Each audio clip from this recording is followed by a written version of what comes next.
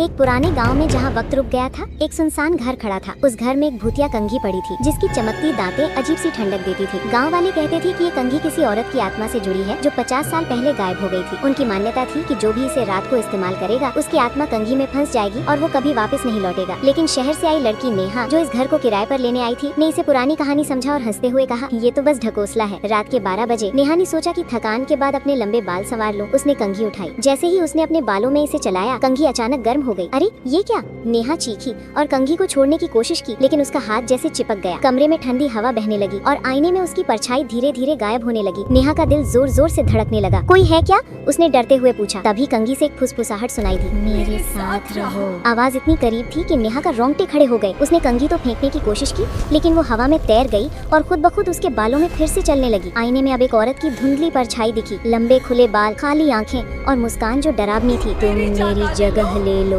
परछाई ने कहा। नेहा चीखी, लेकिन उसकी आवाज कमरे में गूंजती रही। अगली सुबह जब गांव वाले घर पहुंचे, नेहा गायब थी। कमरे में कंघी वैसे ही पड़ी थी, लेकिन अब उसकी दांतों पर एक नई चमक थी। रात को जब सब सो जाते थे, हवा में बालों की सरसराहट और एक हल्की सांस की आवाज सुनाई देती थी। गांव वाले कहते हैं, नेहा अब कंघी में है और अगला शिकार ढूंढ रही है।